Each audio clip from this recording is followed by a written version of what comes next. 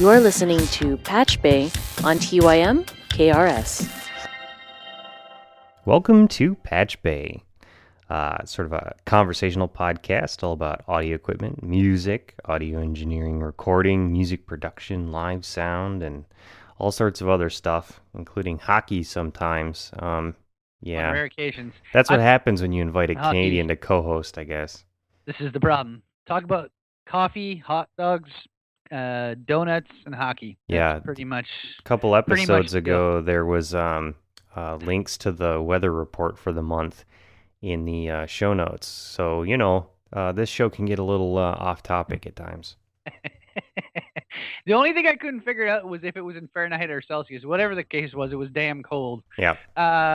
Anyway, I'm over my hockey stuff. Now that it's back, it's just like, breathing oxygen and stuff. So we're all good. Everybody's happy now. So it's everything's back to normal. So we don't need to talk about it all the time. All right. Anyway, so do you want to jump right into the little bit that you sent me this afternoon? Yeah, well, let's sort of introduce this show first, I think. So the other week we tried to record this, and I completely forgot to arm one of the tracks, so we gave up after about 10 minutes in, so that we didn't have to redo it right then. But we need a whoa soundtrack or something, or you know what I mean, like some kind of excellent sound effect right there. Yeah. Well, these things happen in the studio. It's just It happens. You live, you learn. Yeah, exactly. Or not in this case, because I've done that same thing a couple times. But yeah, Shane was asking me about DIY projects for like building your own audio gear, be it a compressor, a preamp, whatever. And I happen to know of somebody who has a pretty neat DIY audio project that he's working on currently. And we'll let you guys listen to a little clip we recorded earlier this week, and then we'll sort of discuss it.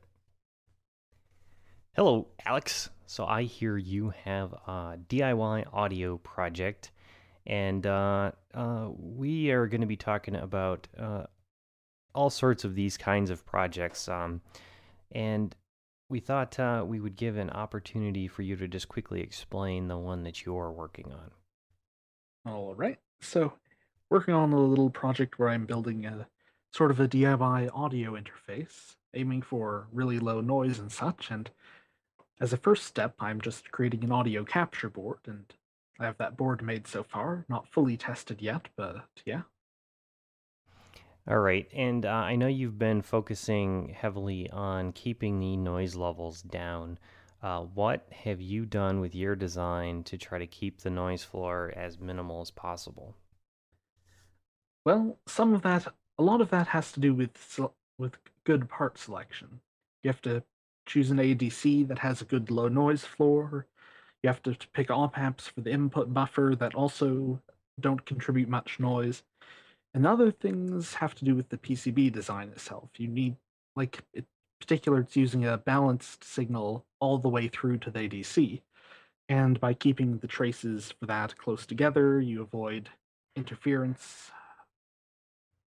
Yeah, the less interference between the two lines on a balanced signal, the less you're having to sum out at the end, right? Yeah. And the closer together the traces of the balanced signal are, the less chance there is of an interference signal being different between the two traces. All right. And another thing that you were thinking about doing with this, which we talked about on zombietech.tv this week as well, is that you're thinking of doing a large array of microphones as inputs into this thing eventually, so that you can do virtual microphone placement in a room and motion tracking. Could you just quickly explain how that works?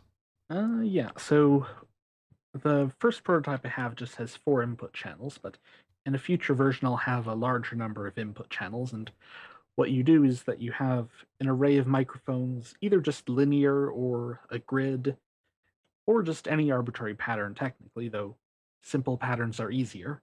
And what you can do is you can look at the phase of the incoming signal and determine the location of something, and you can try and cancel out sounds from sources excepts coming from a location that you want, etc. And how do you think that this kind of technology that you're working on might be useful in the recording studio?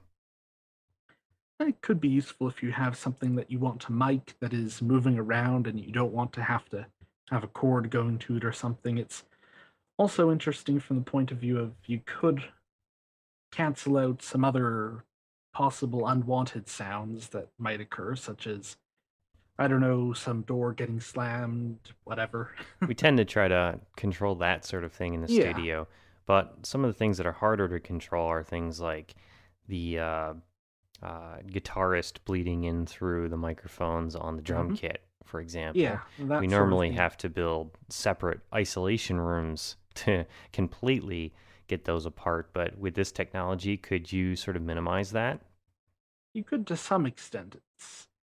You probably couldn't completely, though how well you can do it does depend on how many microphones you have.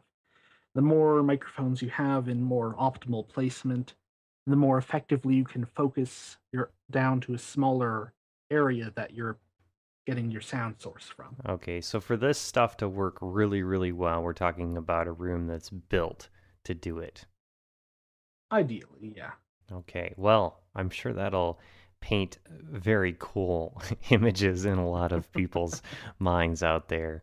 And yeah, if you guys want to hear more about this project, just let us know and we'll get Alex back on to answer some of your questions. Thank you, Alex, for joining us.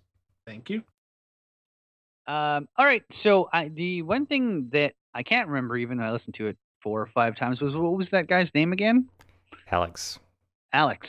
Okay. So he's drawing up plans, or probably has already started kind of coming up with parts right now for a new audio interface. Sound like 4 channel, which is kind of handy because most of these sort of the El Cheapo boxes you can buy are only usually 2 at the most. So it's nice to build something like that. But um, what I'm wondering about before we get into the whole miking thing that you guys discussed was just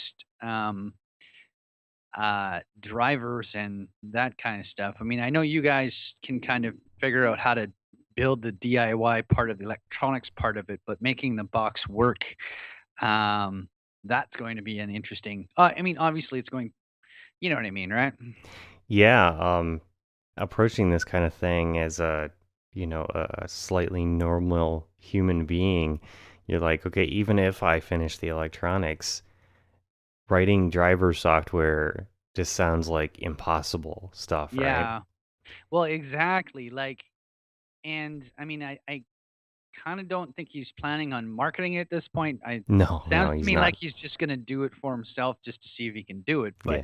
Um, but if I was planning on marketing something like that, I would really sort of look into something like Reaper or, because that software is sort of community anyway. So, if you started building interfaces that worked well with some software that was, it would probably be good rather than, trying to get like hardware to work with one of the big boys.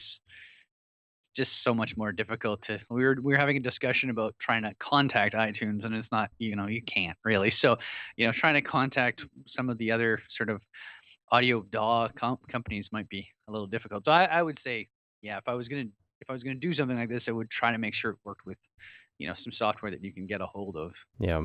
So, in the driver side of things, you basically depends on which platform you're working on, but he's a Linux guy, and Yeah. all of the Linux audio drivers are open source, and how to hook into the ASIO sort of style that it uses is Mhm. a known thing, which he can do. So Yeah. it would work with all of the available Linux. Which that would be good because there isn't really any kind of Linux audio boxes really out there. Like those guys just buy boxes and hack them basically. Yep. There's a really big market for buying not the new fandangled box, but lots of guys are buying them and running Linux audio systems just for that sake, because they can get away with, not having to have the brand new box, which is always a good thing. Yeah. Anyway, I so run getting Mac here because the audio latency in the drivers is, 1/10 of that, what it would be on Windows. But Linux is just as snappy as Mac when it comes to this kind of thing because they're based on similar technology. And the only reason I can't use my nice audio interfaces, my expensive audio interfaces that I have here on Linux is because there are no drivers for them. Yeah, I was gonna mention too that provided there's ASIO drivers for your box, then yeah. Like, see, the thing is, you can get some functionality out of, It may be ALSA, Elsa. I don't know. LADSP, LADSAP, or whatever. Yeah, there are those drivers as well. What I was gonna say though too, like, I mean, just speaking to Pro Tools, and I have a Digio O2 at work, and it works great with Pro Tools. Obviously, I'm not using the latest version of Pro Tools, but any other audio recording program, it it'll play back audio, but you can't really record to anything other than Pro Tools. So what is handy is being able to like listen to a mix in iTunes through, the studio setup. But as far as actually recording something, it's pretty much Pro Tools or bust. And pardon me, live Ableton, but that's basically the gist of it, and that's just the way the drivers work for it. Yeah. So on Commonly the what they did on software most. side of things, yeah, I mean, as long as you can take care of that interface between the operating system and the hardware, any of the DAWs will work for the most part, unless the people designing the drivers are doing something that's not standard. And if that's the case, then you need a little bit more of an extensive driver to handle things. And that would be the case for a lot of the fancier stuff out there, which is of course what Shane and I are used to using. Yeah. So a lot of our interfaces are a lot more picky on what they'll talk to. But I'm sure that Red would probably be doing something. I don't know if he would even hook it to a computer. This is the sort of guy who could probably hook it up to like a FPGA and directly write all of Right. the 4-channel inputs into PCM files, right directly into RAM, and Yeah. just Yeah. crazy smart guy. Yeah. Well, that I mean, well, if you're doing it that way, then you really don't have to. Yeah. I mean, this is the kind of guy who could design the board that lives inside of our interfaces and could design a dedicated, software mixing board that like loaded the samples up into it and then mixed them together. This is what he does. The mix yourself box. I need one of those, as it were. So I was going to sort of get on quickly to. I wanted to sort of circle back and talk about the actual components that he was putting in. Sure. And then I wanted to talk about the microphone techniques that he was sort of discussing. So as far as the components are concerned, it sounds like he's doing the whole thing extremely balanced, which is quite smart. The one thing I was going to mention that he may want to look into, depending on what he plans to hook up to it, but there's SPDIF, right? Like, Hmm. there's also AES EBU, which is the sort of SPDIF version that was done by the Audio Engineering Society, but it's all XLR based. Yeah, it's the same exact thing. It's just SPDIF is the commercial consumer grade stuff, and the one that Shane just talked about is the professional grade that we would use in the studio for usually for digital audio setups.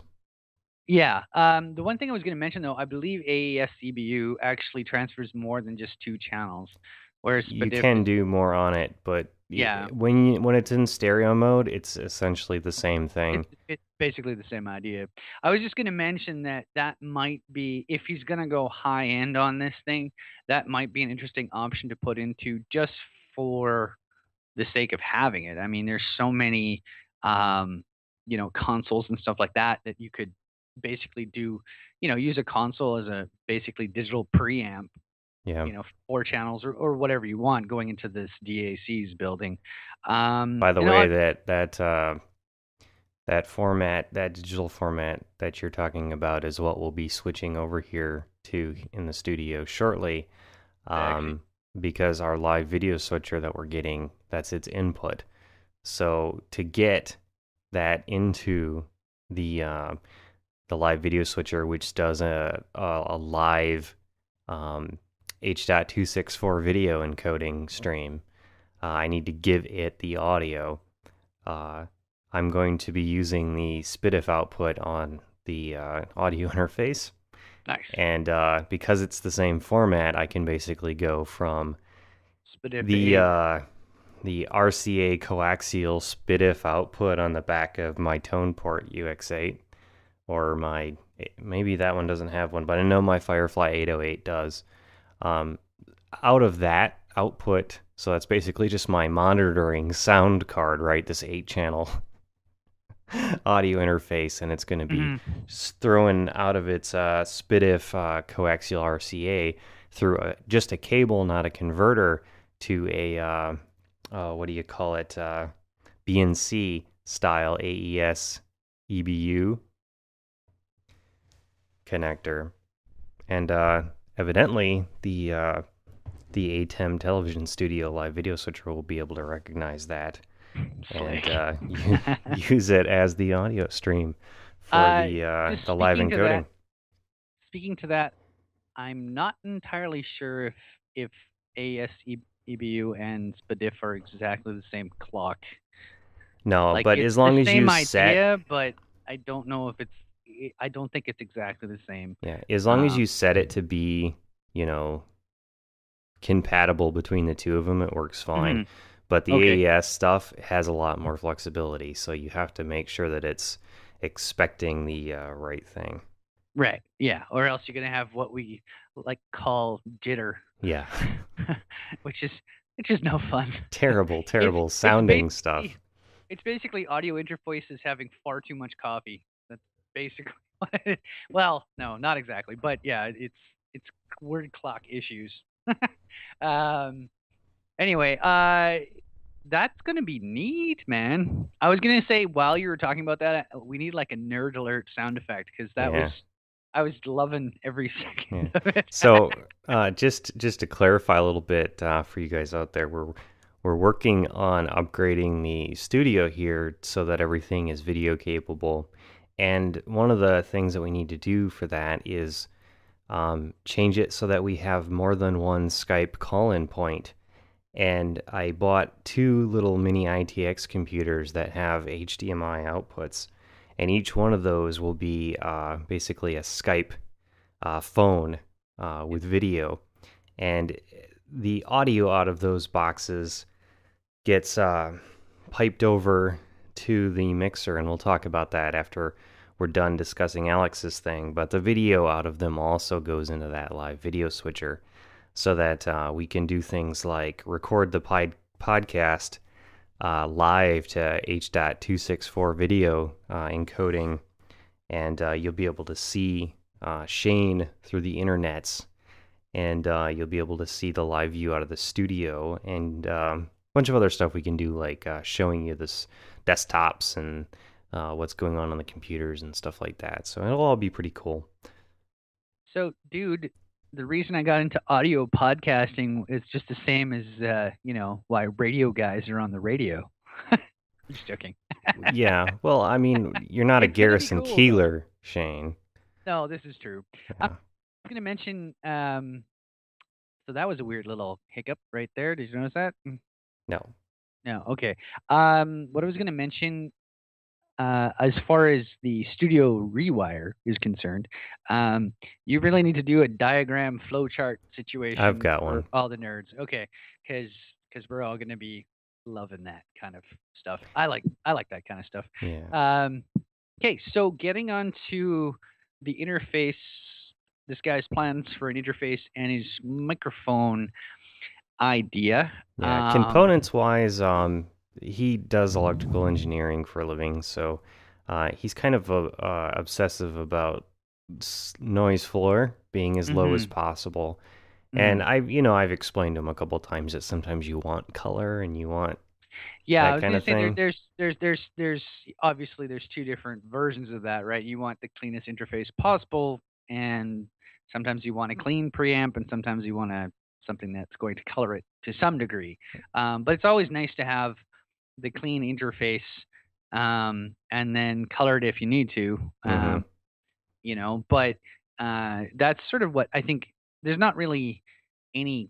I don't think there's any colored interfaces out there on purpose, other than sort of like mic preamp emulators and Yeah. these types of things. So yeah, no, yeah, I think as far as that end's concerned, I'm sure he's got it sort of figured out. But getting to the miking idea, and I can't remember how he put it, but Oh, his array yeah, of right. microphones. You're getting into some pretty highly technical scientific stuff there. You're right. And yeah, he's gonna need some serious. I was gonna say he's gonna need some serious formulas. Which he I understand actually has already. Okay, yeah, because he was gonna say I understand I'm not sure about the entire practical applications for everything. If the formula is correct, it could work, but it's gonna still come down to miking technique in the first place. Um, but yeah, I can see it working especially if you were doing 5.1 or something, you know. But like you were mentioning in the interview, it may come down to it being built for a specific room. Yeah. Much like sort of the bullet time, Exactly. room. That I guess that would. The reason why I that asked him that question while I had him on the line there was that it seems to me like for sort of hobbyist goofing off sort of thing or a live sort of thing, this wouldn't be useful at all. But for building a room to do a specific task, it could be potentially really cool. Yeah, well, I think it could be super genius for doing, video game stuff or 5.1 stuff or, if you like not live theater, but if you were like pre-recording sort of like a radio drama, you could have. I want to do that someday. Yeah, like a spatial kind of thing that's happening depending on where you put the microphones, right? Well, a radio drama. I don't care if we use Alex's technology to do it. I just want to have like some dudes and chicks standing around in 1940s, and they have to be in black and white, and it needs to be sort of film noir lighted, and they need to talk like it was a dark and stormy night. Yeah, exactly. We're gonna play LA Noir first, and then come up with some ideas. I was gonna mention too, when they used to do those things, we need to get a big slab of beef and mic it. So anytime there's a punch, we have one guy who just stands there and punches the beef, and you get a nice big slab. Yeah, a Foley artist. Yeah, exactly. That would be entertaining. But they actually have a live Foley artist on Prairie Home Companion, which has come up on the show a few times. Yeah, doing a radio show like that, I mean, it's the same as doing any other kind of production, really. I mean, you need to practice it, just like, if you're going to do a live musical, you need to have a tech day and you need to run through it a few times. And obviously, the being a live sound geek, I tell you what, those old school live radio shows, those are like the pinnacle. That's epic. I agree. The thing is, though, and you have to remember too, back then, a lot of the times those consoles didn't have mutes. They were just a fader, and they definitely didn't have no noise gates.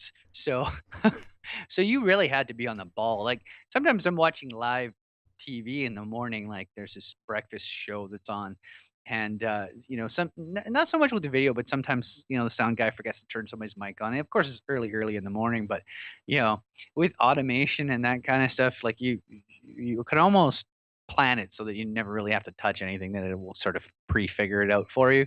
But yeah, I mean, back then it's like I always harken back to it's not so much the Beatles as like the old way of recording stuff with 4 tracks or 8 tracks or whatever, and just having to know how to actually engineer, not just like recording something and then sorting it out afterwards like we all sort of tend to do. Yeah. Uh, And you know, having good talent helps too. yeah, having Back then great the talent was so much better at knowing, what they could and couldn't do. well, and it was what happened was It's not like working with stuff Shane, filtered. who knows better, but still does stuff like, open the beer next to the mic. Well, yeah. Yeah. Did you cut that out? No. Okay, well, good. I'm Canadian. I have to live up to my standard. Yeah. At least I haven't got a ring of Kubasol out yet. But anyway, so moving on, we were talking about DIY stuff. So previously we had sort of briefly discussed the idea of making your own equipment, and I know you've done some synthesizers and stuff. Have you ever done any like audio processing gear? One of the projects I have going on right now is not necessarily processing, but a conversion box. And it's for the whole studio rewire that I was talking about, because we're using multiple machines to take the Skype calls into the mixer in the future version of the studio. We're gonna have to use the onboard sound cards of those machines to generate the actual audio from the Skype call into something that we can get into the mixer. And I've been stuck using the line out on a Mac to do that at the moment, and it causes all sorts of bad artifacts to show up. And you'll hear it sometimes on Shane's side of things. You'll hear a very high-pitched whining. I do my best to take it out in post, but I can't cut the high offs too much, otherwise he starts, sounding like muffled. Sounding like this. Yes, like field effect. So to solve that problem, what I'm going to do is use the optical SPDIF out on these boxes and feed a little tiny converter box that changes it from optical toslink to a pair of RCA analog outputs. Now, I don't want to run RCA consumer grade cables between the mixer and these little converter boxes. So instead, I'm going to put them in a shielded box with a built-in power supply to run all of them, and rewire the RCA outputs up to 1/4-inch jacks, and put the whole thing in a rack mount case so that I can bolt it into the rack, and then run the optical links between the computers and the converter box, which will get rid of all of the noise from the PCIe bus and USB bus and all that, and then do the conversion outboard and convert it to analog and put it into the big mixer. The big mixer would be the tone port, right? Yeah, I think the tone port is going to be handling the input side of things, and the Firefly 808 will be doing the conversion for the live encoder. So yeah, like it's the tape return basically on. Yeah. It won't even need to be hooked to a computer. Right. Yeah. Well, you could technically just mix it on there and go live to. You don't need to. Technically speaking, you don't need to record in GarageBand, but no, we won't be. We will be going live to video, live to H.264, which means that I need to get a multi-channel expander, limiter, compressor in here. So I was gonna. You may not need an input. You know what you really need is just a console. Actually, I don't know if you so much need the DAs, like the 2 DAs, because one, you're gonna go into the tone port, out of the tone port, into the other DA box, and then we'll see. We're gonna look at some paper. Ideally, I would like to have a console that has more channels and has better like pans on it. Mhm. That's Yeah. why I need to use the tone port, because my 808 doesn't have any pans. So Right. I can only ever use 4 channels at a time on that thing, unless I'm doing 2 things at the same time, because the outputs, they get mixed down to left and right on channels, 1, 3, Uh-huh. 5, Yeah. 7 get mixed to left, right? And the butt. It's just stupid. The way that's a Motu box. It's Firefly. Right. I forget the company. But yeah, it's the one that I had to buy when my tone port blew up randomly. Right. And then I sent my tone port over to one of the engineers, who happens to be a guy that listens to the podcasts and the shows that we produce. He was one of their lead engineers, and he said he could, fix it for me. And I was like, hey, that's cool. So I mailed it to him, and he did. I'm almost thinking that if you're gonna go live to video anyway, I'm thinking take the DA, like the audio boxes out of the equation and just get a console sort of thing happening, because I would love to, but that would require I'm a thinking lot of about cash, and the video switching stuff is going to cost a small fortune, so I'm not going to be able to afford it. No, that's cool. I just what I was kind of thinking was there might be a bit of a latency from when everything gets fed to when you're finally hearing it, kind of.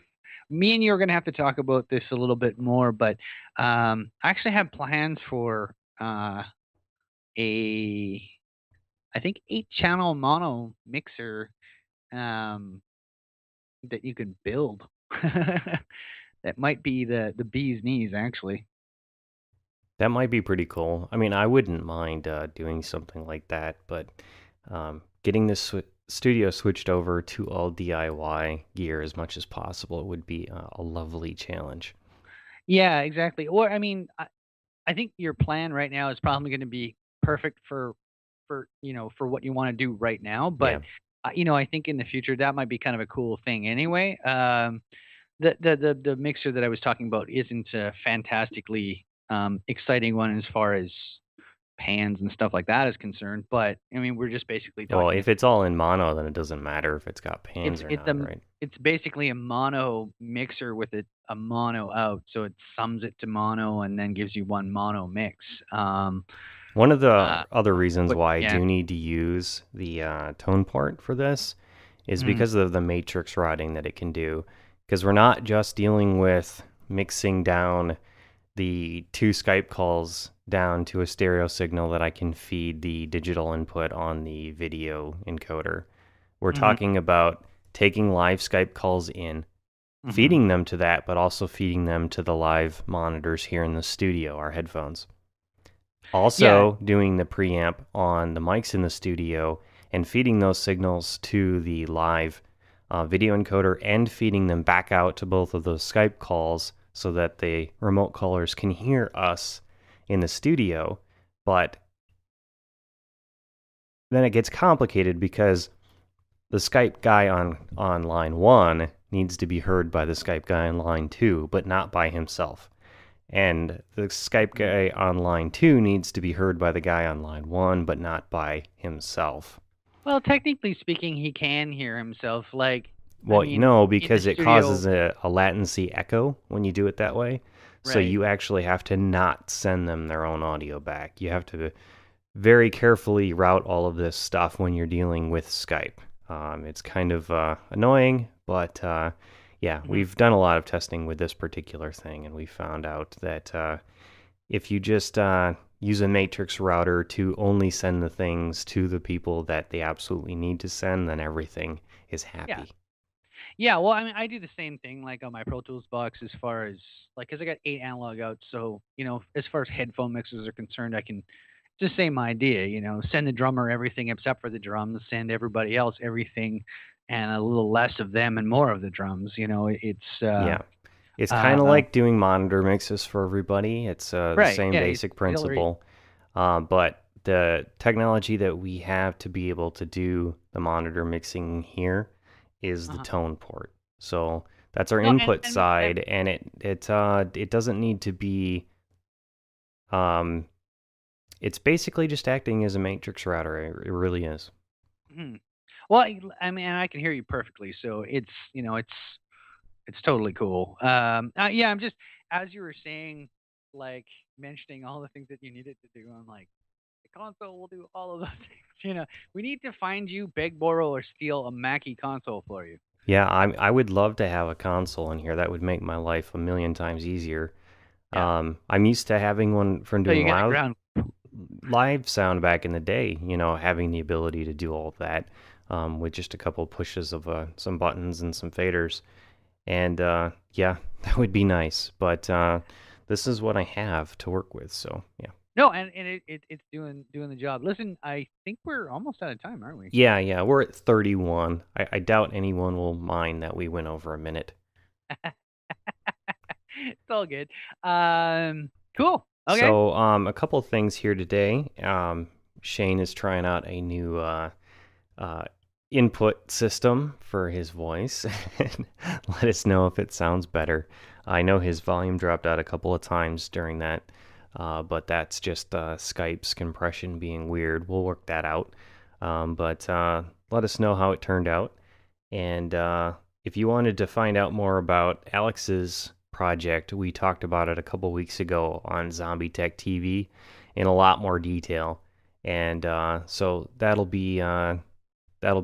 I think it's like episode 63 or something like that. Yeah, I think that's it. So thank you for listening, everyone. If you have your own DIY audio gear projects, we want to totally contact us. And if it's cool, then maybe we'll get you on to sort of explain what you're up to, and we can talk about it. So that's it for us for now. You guys can find the show every Friday at patchbay.tv. There's an RSS link there if you want to have it automatically downloaded to your phone, your iTunes, whatever, or you can just listen to it on the page.